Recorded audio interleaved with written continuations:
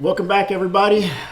This is second episode of our podcast for ArcSpark Games. I'm Chad Steele. I'm hosting this one. We're kind of doing it was like a round robin kind of thing. We're all kind of taking turns hosting, just to kind of get some experience with it, to kind of see how we feel about it.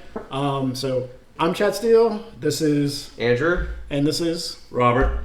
Awesome. All right. So we kind of went over a few things in the first episode of our podcast, and we're kind of going to flesh out that a little bit more. We've had a couple discussions off camera about things we're planning on doing, some character motivations, just all kinds of things, and we're just going to talk about that today. So The type of game we want to make. Just some of the landscapes, scenery, all that stuff. So I guess the first thing we can talk about is the genre of game. We kind of had like a meeting of the minds. We were all kind of. it was a fight. Let's just be real here. It was a knockdown, drag out. We were here for like 3 hours. We finally came to a consensus. It was Andrew's still limping. Yeah. I'm still fucked up from it. A little bit. But honestly, I think we actually all ended up pretty happy. We did. People, they always say that a compromise means that nobody wins. But I actually think in this instance, it kind of worked out. So do you want me to kind of go into kind of what we decided a little bit? Yeah, go ahead. So I think Chad and Robert were really into the entire RPG kind of aspect of it. Yep. I was a little bit more, and Chad was kind of with me on this, into the tactical combat side of it. Not to say you can't do both, because you most certainly can.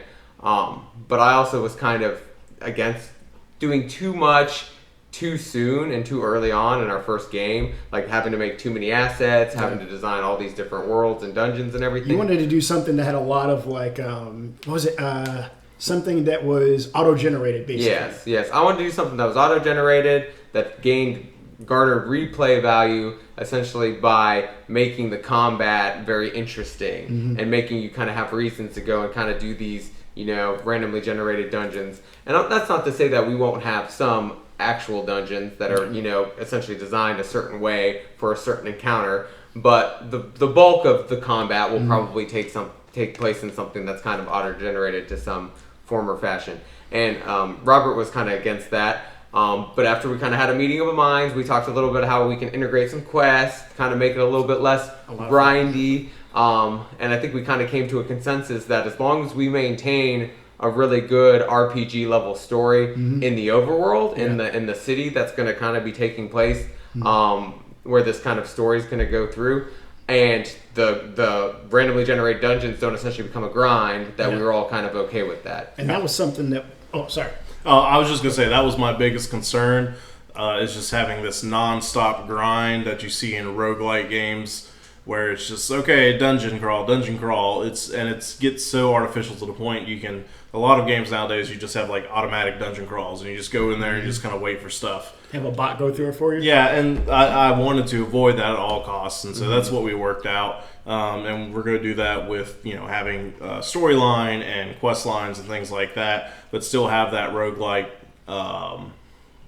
piece. That's part of it. So, it kind of came down to, and I don't know if everybody's played these types of games, but for instance, Bit Heroes was kind of what you were very, very heavily against, which I concur with. Bit Heroes is way too grindy. I don't want anything like that. Even the kind of Diablo 2-esque grinding for gear. That was a grind fest, pure grind fest. It gets a little grindy, and that's not what we're trying to do in this game. In my opinion, this is more akin to like a Darkest Dungeon kind of grind, where you grind to get your characters more experience, you grind to get them better gear, you grind to finish quests, but it's not grinding to the point where you don't feel like you're ever going to make progress and you're just kind of replaying the same thing over and over again. Yep. It feels like each time you run through the dungeon, it's unique because they're generated very well, and the battles are so tactical that you have to pay attention to them regardless of the dungeon's schema is generated randomly or not. And that's where the kind of interest comes into doing it. So, and that actually kind of really, I guess, so I kind of have an outline. And since you mentioned tactical, let's kind of skip to that a little bit. Yeah. So something else that we kind of fleshed out too was the actual battle system. because that's where we really came from different worlds. Like Andrew wanted a roguelike game. Me and Robbie aren't too really versed in like roguelike games, and we had completely different ideas of how we wanted our battle system to go. I really wanted tactical combat. Yeah, I that was your big I thing. wanted combat where you had to think. I wanted something where it's like you got into a fight and it was a fight where you're like, man, I hope I can get through this. Not to make the game too unbelievably difficult. That's not what I'm trying to do. I don't want like permanent player deaths. I don't want to have to start over from the beginning. I don't want to lose hours of progress. Not less necessarily like that, but more like each combat encounter, you actually have to think about it. You can't just hit the same button or the same move over and over again and just kind of run through the encounter. I don't like stuff like that. I like where you have to click on bad guys and see what stats they have and see what they're weak against and kind of plan each one of your moves and how your party's kind of laid out. Yeah, no, I agree. So I actually never really thought of it that way. When I was originally thinking about the game, I was thinking about like a classic, almost like classic RPG, like turn-based, like every single character has their own specific set of moves, and you go in there, and then one character may be good against a certain type of damage or something, and so you kind of use them as like the main damage dealer. But what Andrew had brought up was having every character have multiple sets of moves depending on like the distance you are from the enemy, and I think that really introduces like an additional level of like tactical battle where you have to make decisions on like how close is your character to the enemy. Do you want this character who's maybe the main source of damage, maybe they're kind of low, and so you're going to pull them back a little bit away from the source of the enemy, and then they'll use some secondary set of moves that still gives them some utility, but you have to think about it a little bit more. You can't just throw your warg into the fray, and if they're not in there, then they're pretty much useless. They actually have like a secondary function they can use to kind of help you like progress through the battle system without just dying or something stupid. So yeah, this definitely lends itself. It's kind of like Final Fantasy-esque in a little bit of a sense, kind of like Darkest Dungeon and kind of the positioning thing. But we're not necessarily thinking front to back entirely. What we're talking about more of like a 4-dimensional, well, not a 4-dimensional. It'd be like a 3-dimensional kind of a thing where they're kind of in a square formation, or maybe you can even choose the formation of your party, and maybe there's different advantages to having 2 or 3 people in the slot 1, right up in front, or something to that effect. So you saw like a preference, like before the battle begins, make sure this character is like closer, and this character's in the second slot, this character's in the third and the fourth slot, and that's like a default, and then you can kind of reposition them as the battle is like kind of going along. Yeah, and I definitely like that. Like if you ever played Divinity Original Sin 2, which is also a really, really good game, they have that very like tactical kind of combat where you really have to think about what you're doing, and you have to build your character so they combo off of one another. You can have one really good character, but if your other characters aren't very good, you're probably not going to make it. They're going to be dead weight, they're going to die, they're going to cost you the entire party at a certain point. You don't really want that to happen. So that's kind of what I wanted. I wanted like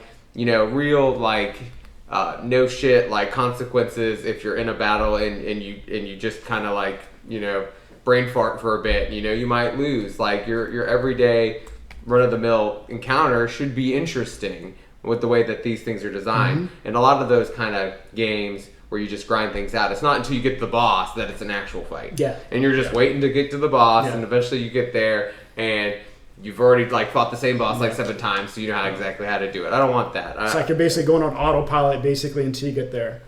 What do you think about it? Like, what kind of battle system did you kind of envision before we got started? I was really looking for that RPG style battle, but I really am excited about bringing kind of the more tactical type gameplay where you can have positioning, primary skills, secondary skills, stuff like that, because it gives you a lot more to think about. So it adds a much bigger dimension to the gameplay. So I'm really happy with that decision. Yeah, for sure. All right, so that's kind of what we're thinking about for the battle system. I think we should probably talk about maybe some of the character classes that we kind of talked. Yeah, I think we're all kind of pumped about the character classes. Well, before we talk about character classes, maybe we should talk about our setting and world, because it might make more sense. Oh, true. No, that's a good point. Yeah, so we can talk about like the landscapes. So there's been, I think we have like maybe 5 or 6 different landscapes that we had talked about, and I won't go over all of them. We can kind of just discuss, I feel like. Because honestly, I don't even remember exactly all the ones that we had even talked about. So, I won't give everything away, but from what I remember, it's the overworld kind of takes place in a city, and we haven't really defined exactly the name of the city, but it's like a dystopian city where, you know, things are kind of ran down, the government's kind of, you know, gone to crap, you know, like there's all these, you know, drugs and alcohol and, you know, everybody's just kind of fighting to get by, that kind of a thing. And might be like the last city that exists on Earth or something like that. So that's kind of where the overworld is. There's going to be, essentially, if you go north, there's going to be, you know, sets of encounters that could be north. There could be some south. I think we talked a bit about like kind of a dock area where there's like, you know, toxic animals that come out of the ocean, illegal shipping and all kinds of stuff that's kind of happening. That's all sorts of stuff that kind of plays back into the city, and the city's going to be kind of where your story kind of unfolds. Not to say that some story won't unfold from like a boss perspective or something like that in the outer regions. But most of the story stuff, most of your quests will probably take place in the overworld, the city that we're kind of talking about. So yeah, that's kind of my take on it, just for that part. I'm actually kind of looking forward to. Well, actually, you can try. But Robbie, tell them a little bit more about like, because you know more about the landscape and the story and the city than I think anyone else does. Yeah, so essentially, you know, we have this vision of a large city. And then, as Andrew was saying, you have different quadrants. Your north, south. That was bad.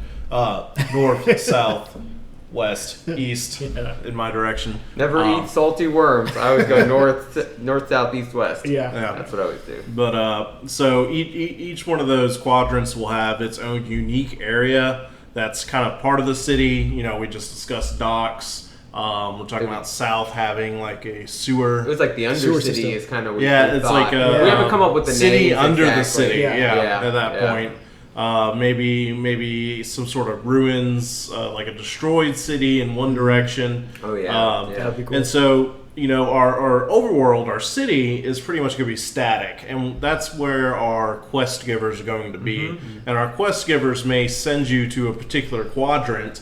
To complete a quest, return something to them, whatnot. But then to go back to the roguelike type gameplay, those quadrants are also going to be explorable, where you can just go down there and do that grinding. You can level up.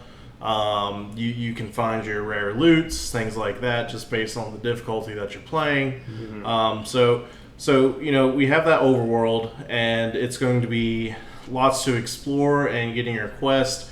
And a couple different things to do. And the overworld's going to be like upgradable too, right? Yeah, so I was going to say that. It's going to be kind of like Stardew Valley-esque, where it's like you do things, and you know, maybe you unlock the tailor shop, and you can get new clothes for your character. Maybe you go and you unlock the cybernetics doctors. You can get like Under Armour implants or something like that to make your characters more resilient. Cosmetic, and as well as we discussed cosmetic. We discussed having a hospital. What happens when your NPCs die that are in your party? You know, maybe they could go to a hospital, and if you want to get them back, you have to go, you know, buy them out of the hospital or pay the hospital bill, whatever. So there's a lot of ideas we have for the Overcity. That I think will give it that very RPG-like feel to it. It's going to have and like, plus the story. It's going to have very like, I don't know, kind of a dark, sullen kind of feel. Oh yeah, you know, that desolate kind of. Yeah, and what was the other thing we talked a little bit about? And also futuristic too. Yes, exactly. We talked about that kind of majestic tower in the center of the city. Oh yeah, remember that? Oh yeah, the Syndicate is yeah. So we probably can't talk too much about the Syndicate yet. That's the question. Like, how many spoilers do you want to get into inside of a podcast? I will say there's going to be a very central point in the overworld that's going to look super cool, and it's going to really give the game like a feel of like this dystopian kind of world where it's like there's an elite group, and that elite group kind of lives better than everybody else. You know? They're pretty much running the show. Not even really so much behind the scenes anymore. No, it's very much like in your face, but you really can't do anything about it. So that's kind of the like the landscapes that we're kind of talking about. Some of the things that we're kind of fleshing out right now. I believe.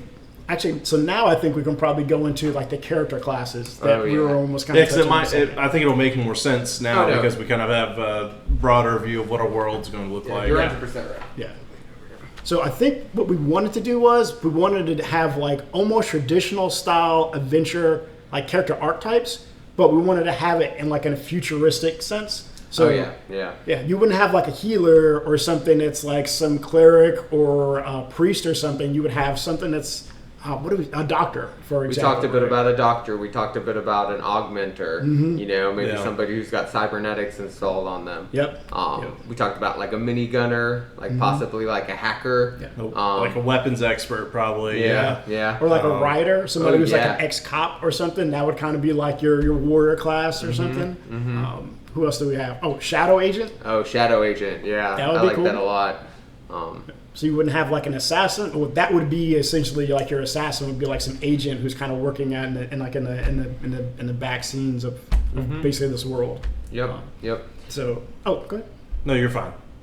So that's kind of what we're thinking about right now. And actually, I think we had one more that was almost like a biker gang leader. Oh yeah. Yeah, that would be like the tank type, and we're thinking about somebody that's almost like inspired like the character Gragas from League of Legends, if anybody's a League of Legends fan. Yeah, very heavy, kind of breathes heavy. He's got a big beard. Yeah. You know, kind of grungy looking. Yeah. Just like a big, tough, tanky kind of guy. Yeah.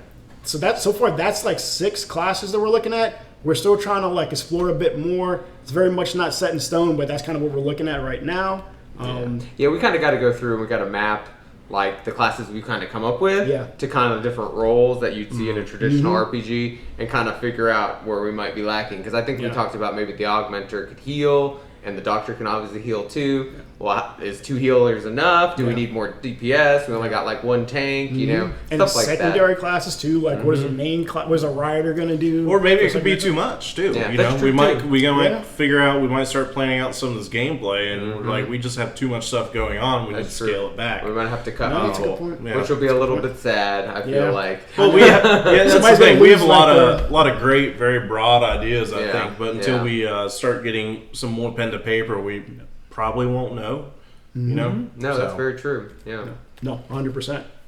So those are character classes that we've been talking about. What about character motivations? Like, do we want to design a game where we have characters who are motivated primarily on like revenge, like somebody's dog died or something like that, like John Wick or something like that? Or, I'm thinking our main protagonist we discussed, you know, maybe has some familial.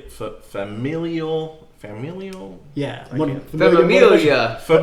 No. If Kristen was here, she could help us say she this. would. Yeah, she would. She'd make fun of us too. Exactly. Like some sort of family problem, right? That he was trying to solve, or like a long lost brother, maybe you know a murdered mother, murdered family, something like that. There could be lots of things. You know, I think mostly the story should probably focus on our main player. Yeah, our main player could be a Vinny class type, technically, right? Oh, so yeah. And maybe you get to pick it. Yeah, you get to pick it. Oh, that would be cool. Yeah, That'd be very cool. But it's always the same story because it'd be hard to. Because in Divinity Original Sin 2, what they did is they have different unique stories for each character that you pick. Oh, that's a lot. It's a lot. So we'll probably just maybe do one story and just whatever. If you pick a doctor, then the doctor's got that story. If you pick the Shadow Agent, the Shadow Agent's got that story. Maybe we can do the dialogue can maybe be a little bit different. But true. Everything I else like can that be idea. the exact same. Yeah, I like the idea of the You dialogue. just be like being slightly replacing. different. It's like, oh, you're a doctor. Oh, you're an augmenter. Maybe insert maybe Like give them one keyword. Insert keyword here. You could maybe add special things for like if you're an augmenter, maybe you get to skip certain dialogue. Maybe you can bypass certain quests because you're an augmenter and you have a special ability. That's true, yeah. Stuff like that could make it. But the overall story, I think we'd probably have be the same for everybody regardless. Yeah, that make it a lot easier on us too, especially since this is our first game that we're really trying to release. Having that much content, I feel like we'd be developing for like years just trying to get this game out. Yep, no, that's for sure. So speaking of development, I know we've touched on it before, but I figure like it'd probably be a good idea just to kind of reiterate like the development platforms we were talking about releasing the game on. So I think we had agreed on PC being the main platform, not a mobile game, even though that's not really out of the question. Yeah. And then eventually working our way to Steam. Is that something we want to do? So I would think, doing it for Windows and having it available on Steam originally, that would be like the first step. Yeah. And then what we could do is, after the fact, if we can retrofit it to Android and add like an Android HUD or an iPhone HUD, we could do that. And that would probably be maybe a couple months worth of development. But once the game's actually made, it shouldn't be that hard to go back and retrofit it. But we'd probably do an initial release on Steam first and foremost. Yeah. Yeah, and that's like a platform that reaches like a huge audience too. Like everybody's has a Steam account. A lot of people have thousands of games on Steam and they don't play most of them. I think Steam would be a great platform to release it on. People could just install our game and never play it. It'd be great. Wonderful. Give us the money. Oh, that's yeah. No, don't do that. Something like that. 99 cents. Yeah. So we're definitely gonna cut this from the podcast. No, I'm just joking. But yeah, no, I think that you hit the nail right on the head, Chad. I would say Windows first and Steam and kind of move from there. No, for sure. All right, so development platform knocked out. I feel like this is probably a good point to get closer to cutting it. Wrapping up? Yeah, let's start But wrapping didn't up. we want to talk about what we had done this week? Yeah, that was the last thing. That was the last thing. I was gonna. Yeah. So what's something What we've we've working done on this last week and what we're going to be doing in the coming weeks. Yes, true. Yes. True. Oh yeah, future plans. Okay, Andrew, you want to start out? What have you been working on like the last week? So I've been working on my side project, which is known as Mission Phoenix. I think some people might have seen. I did like a radar tutorial and I posted it to the channel. That's the game that I've kind of been working on, mostly just because we're still so in the cursory stage here. We're not really putting pen to paper or doing code yet. Yeah. So I'm just kind of honing my skills on that one, making sprites, adding modules, doing stuff like that. So that's really what I've been working on for the most part. Awesome. Robbie? So I've done all the video editing for everything that's going on our channel. He does. I did all the editing for Andrew's radar. He took out like 50 ums. At really least. good There's job. probably more Yeah. ums than that. Yeah. I feel like it's like an Easter egg in there somewhere where Andrew's like looking like a fish because he took Yeah. That's fine. Like gas It sounds filter way air. better thanks to Robbie. Yes. So I've done all the editing, which I've done some video editing before, but it's good to kind of get back in the groove into things, and I'm getting a little bit faster at doing it, which is good because I hope personally, one of my things is we put out a lot of content. Andrew's video did really well. I'm really excited by that. I'm hoping we do some more Mission Phoenix videos sometime soon.